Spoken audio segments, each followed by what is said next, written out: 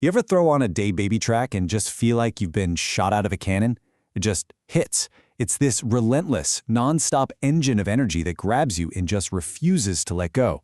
Well, today, we are popping the hood on that engine to figure out exactly how he builds that signature, high-momentum sound. So yeah, what is it that makes a DaBaby track hit so hard? And look, the answer is way more than just, a good beat. It's actually a super powerful three-part formula that he uses to create that unstoppable momentum. And we're going to break it down, piece by piece. All right, so the first piece of the puzzle, and you could argue it's the most important one, is his delivery. Seriously, it's not just rapping. He's literally using his voice like a percussion instrument.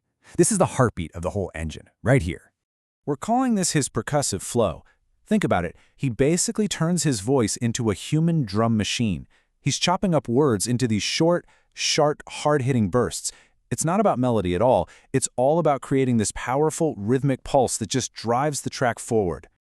Okay, take a line like this one. It's not even about what the words mean, it's about the sound. Two super short, sharp syllables that hit you like a snare drum. Pop. That. It's just so clean, so punchy. It's pure rhythm. Or how about this one? Just listen to how each word is its own separate beat. Let. It. Clap. It's a command, right? And it's delivered with so much force, it almost makes you jump. This is that percussive flow in its absolute purest form. Okay, and this is where it gets really clever. Even his ad-libs are part of the rhythm section. An aha isn't just some throwaway filler word, it's another piece of the drum kit. It's this little syncopated beat that keeps the whole engine chugging along between the main lines. Absolutely nothing is wasted. Not a single sound. So how does he actually pull this off? Well, when you break it down, it's really these three key moves. First, you've got the abrupt pauses that create tension. Then he fires off those staccato syllables, those drum hits we were talking about. And finally, he puts emphasis on the offbeats, which gives the flow that kind of bouncy, unpredictable feel. It's a super calculated technique, all for maximum impact. But look, a powerful delivery is only half the story, right? You need some powerful content to back it all up. If that percussive flow is the rhythm of the engine, then his lyrics, well, they're the high-octane fuel that really makes it roar. His entire lyrical persona is just built on this foundation of absolute 100% unapologetic authority. He's never asking questions, he's never second-guessing himself, he's just stating facts, at least from his point of view.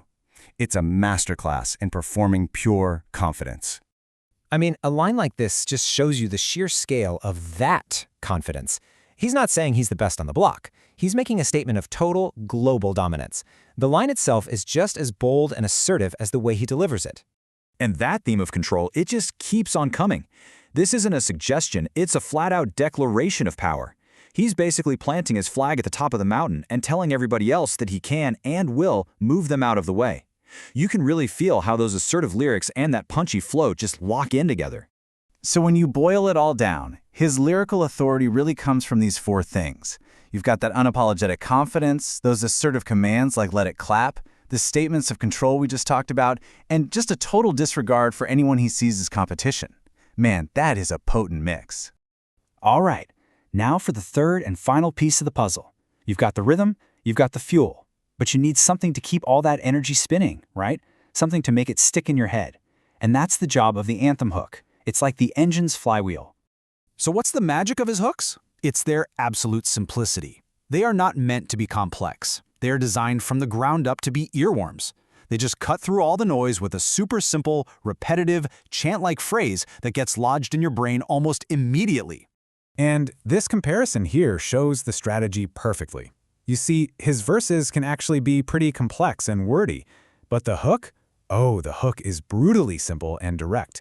It's easy to say, it's easy to chant, and it hits with so much force because it's so simple. And he absolutely leans into the power of repetition. A phrase like let it clap shows up more than 10 times in the song. By the time the track is over, it's not just a lyric anymore. It's been drilled into your brain. That is how you create an anthem. Okay, so let's recap. We've looked at the three core components, that percussive flow, the authoritative lyrics, and the anthem hook. Now, let's see how they all lock together to create the final effect, the momentum engine. This right here, this is the formula. It's the combination of everything we've just talked about. You take the rhythmic drive from the flow, you add the confident dominance from the content, and then you lock it all in with a simple, unforgettable hook. The result? A song that feels like it has completely unstoppable forward momentum. So here it is, the whole formula laid out for you. The percussive flow, its job is to create that rhythmic drive. The authoritative content, that establishes his dominance. And the anthem hook makes sure you can't forget it. See? Each piece has a very specific job, and they all work together in perfect sync. When you get right down to it, it's a masterclass in artistic efficiency. Nothing here is an accident. Every ad-lib, every pause, every single repetition is precisely engineered to do one thing: push that track forward. And that's what creates that signature, high-momentum experience that is unmistakably DaBaby. So all this leaves us with one last big question. Is this incredibly effective, repeatable formula a total stroke of genius, a brilliant way to just crank out hit after hit? Or does relying so heavily on such a distinct formula risk becoming a creative trap? It's definitely something to think about the next time you hear that percussive flow kick in.